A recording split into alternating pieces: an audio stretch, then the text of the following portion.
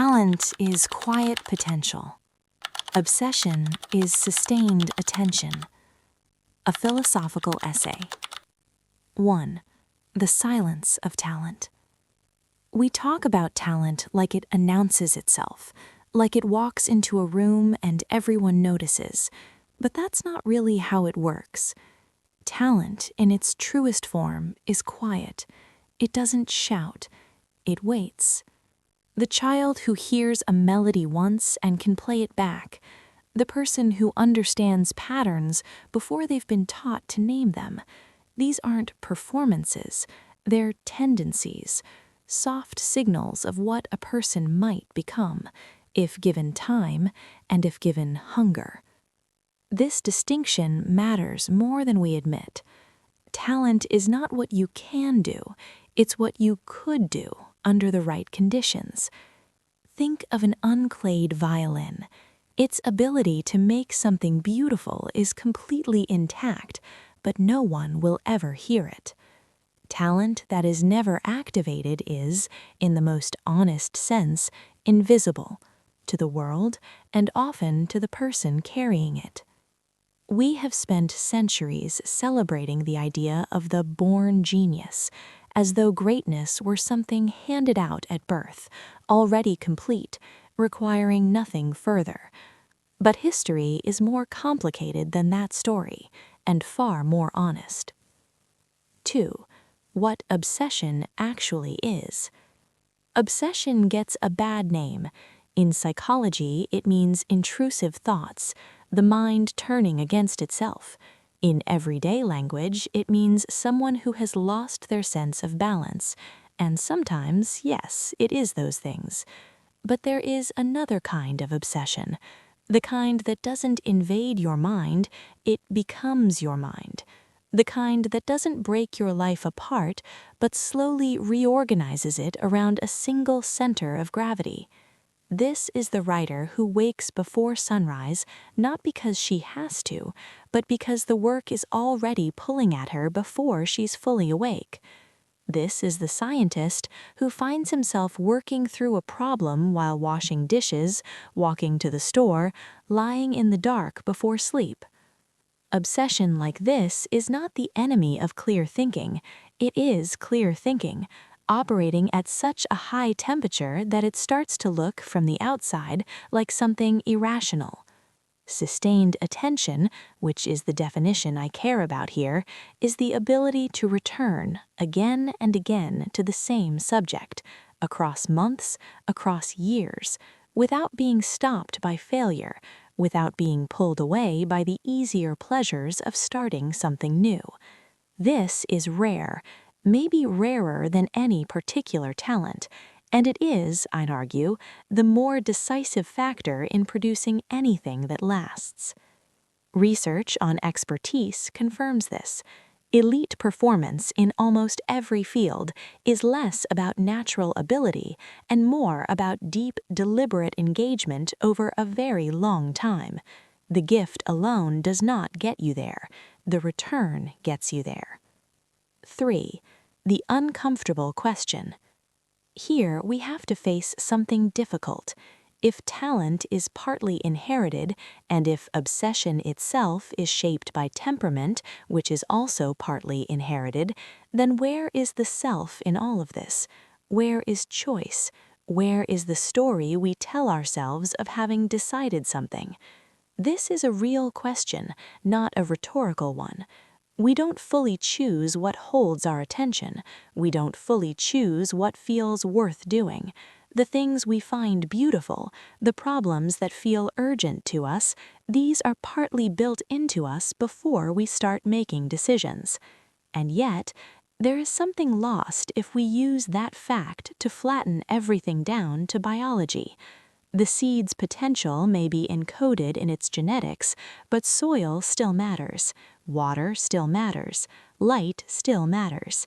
The conditions we create, the choices we make about where to place our attention, how long to stay, whether to return after failure, these are not made meaningless by having a biological foundation. They are still real. They still shape outcomes. We are not the authors of our starting conditions. We are, however, the editors of everything that follows. This is where human development actually happens, not in a space of pure freedom, not under total determinism, but in the honest middle, where what we are meets what we do, and the two press against each other, always. 4. The danger of each alone. Talent without obsession doesn't just underperform, it decays. There is a particular sadness in the person who was always told they were gifted, who glided through early life on natural ability, who got used to things coming easily, and then ran into something that didn't. Without the experience of sustained effort, without having built that muscle, they often can't meet real difficulty when it arrives. The gift, never tested, doesn't hold. This isn't a moral failure, it's a structural one. When ease comes too early and too consistently, it teaches the wrong lesson. That effort is for people who lack what you have.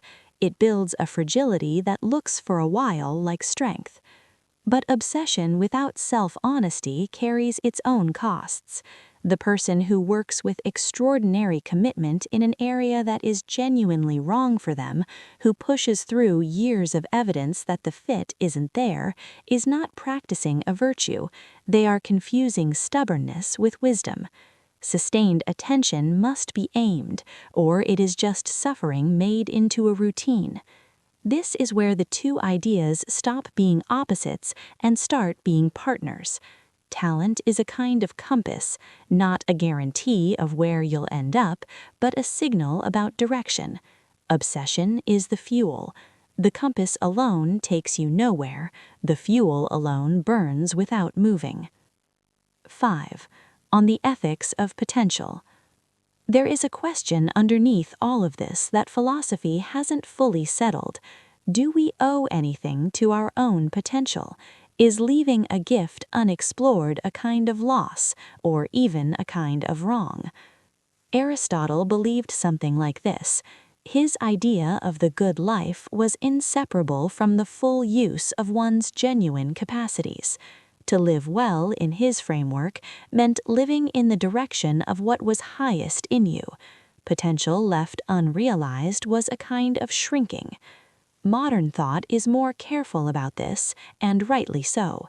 The idea of obligation to your potential can become coercive, a way of shaming people who chose quieter lives, who gave their best years to care instead of output, to presence instead of achievement. Not everyone is required to maximize what they can produce. Not every gift demands a stage.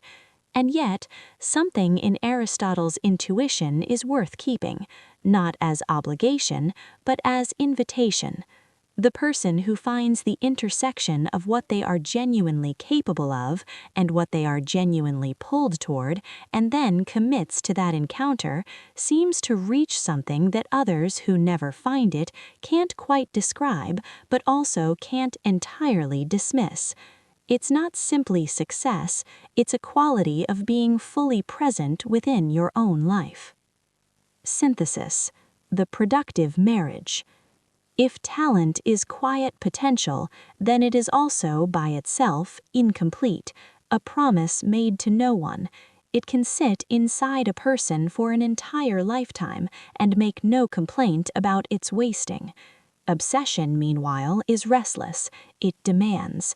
It makes ordinary pleasures feel thin because it has shown the self what it's like to be deeply engaged with something, and after that, thin pleasures lose their pull.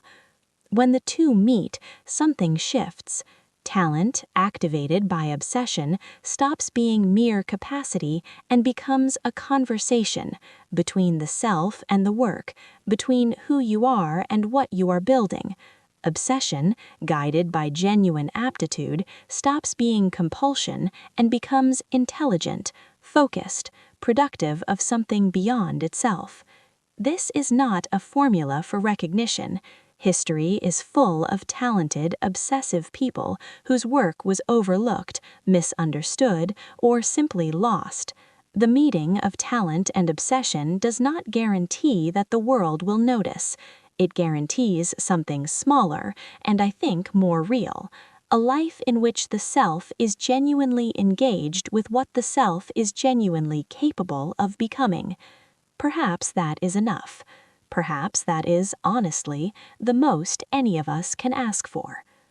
The purpose of life is to be defeated by greater and greater things. Rainer Maria Rilke.